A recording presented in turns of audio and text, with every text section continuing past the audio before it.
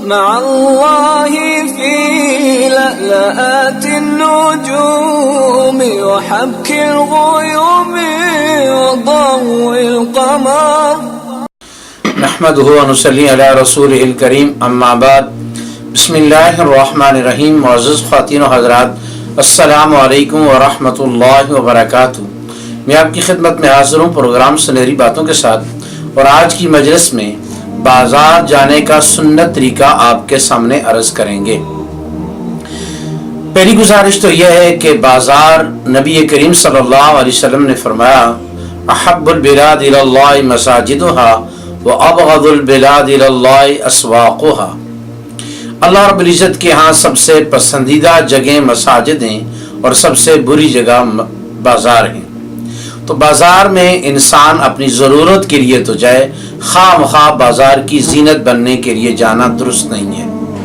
خالصتاً دنیا کا ماحول ہے جس کی وجہ سے انسان کے دل پر بھی ان چیزوں کے اثرات پیدا ہوتے ہیں.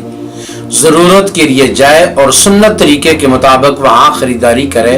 اس جانے پر بھی اللہ اجر عطا فرمائیں گے اور اس خریداری پر بھی اللہ رب العزت کی ذات اپنی رضا نصیب فرمائیں گے.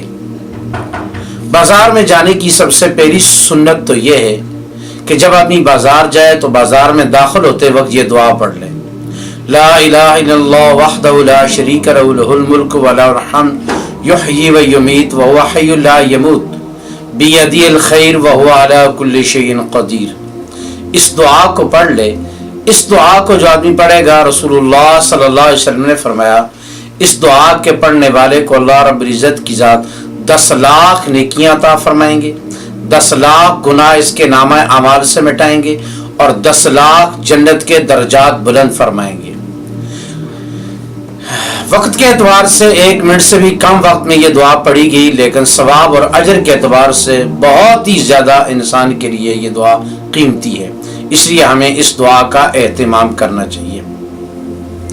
دوسری گزارش ہے کہ بازار میں جا کے انسان جھوٹ سے پرہیز کرے. مثلا بازار میں تاجر بھی جھوٹ بولتے ہیں اور گاہک بھی جھوٹ بولتے ہیں. گاہک تو یوں جھوٹ بولتے ہیں کہ جی یہی چیز فلاں موقع پر ہم اتنے کی لے کر گئے تھے، یا یہی چیز ہمارے پڑوسی اتنے کی لے کر آئے، یا یہی چیز ہمارے دوست اتنے کی لے کر آئے. حقیقت میں ایسا ہوتا نہیں ہے. اور دکاندار بھی جھوٹ بولتا ہے. بہرحال ہم میں سے کسی کو بھی جھوٹ نہیں بولنا چاہیے. رسول پاک صلی اللہ علیہ وسلم کی جو طبی عمر ہے 63 سال، اس میں آپ صلی اللہ علیہ وسلم نے 1 مرتبہ بھی جھوٹ نہیں بولا. اور اللہ رب العزت کی ذات نے جھوٹ بولنے والوں پر قرآن میں لعنت فرمائی ہے. تو ایک تو بازار میں ہم جھوٹ نہ بولیں. اور دوسری بات یہ ہے کہ جب ہم بازار میں جائیں سب سے پہلا کام ہمارا سلام کرنا ہے.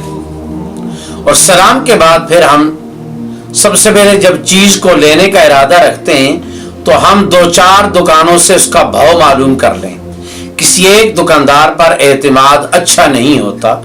بھاؤ کو معلوم کر لیں، چیز کی کوالٹی کو دیکھ لیں، اس کے بعد اس کی قیمت طے کریں. قیمت طے کرنے میں پہلے قیمت طے کر لی جائے اور اس کے بعد یعنی کہ آدمی اس کی قیمت کو ادا کرے. اور اگر رش لگا ہوا ہے تو کوشش کی جائے کہ اپنی باری کا انتظار کیا جائے. بازار کی سنتوں میں سے ایک سنت یہ بھی ہے کہ بازار میں جو کھانے پینے کی چیزیں ہوتی ہیں وہاں آدمی بغیر اجازت کے دکاندار کے کسی چیز کو اٹھا کر نہ کھائے. عام طور پر یہ دیکھا گیا ہے کہ لوگ بازار میں جا رہے ہیں اور کوئی چیز پک رہی ہے، کوئی بن رہی ہے تو اس میں سے کچھ اٹھا کر کھا لیتے ہیں. یہ مالک کی اجازت کے بغیر ہے اور یہ بالکل ناجائز ہے. نبی کریم صلی اللہ علیہ وسلم نے فرمایا مسلمان کا مال اس کی طیبی خاطر کے بغیر حلال نہیں ہے. پھل کی ریڑھی سے پھل اٹھا لیا اور کھانے کی اور چیزوں کی یعنی کہ دکانوں سے اور چیزیں اٹھا لیں، اور ایسے ہی ہم کسی بھی دکان پر گئے اور وہاں مالک کی اجازت کے بغیر کوئی چیز اٹھائی اور منہ میں ڈال لی اور چباتے رہے. یہ بغیر اجازت کے چیز کا استعمال کرنا حرام ہے. اب یہاں تک یہ کہ جی وہ دکاندار تو خاموش ہو گیا، اس نے کچھ نہیں کہا، وہ تو مروت میں خاموش ہوا ہے، وہ دل سے کوئی راضی تو نہیں ہوا.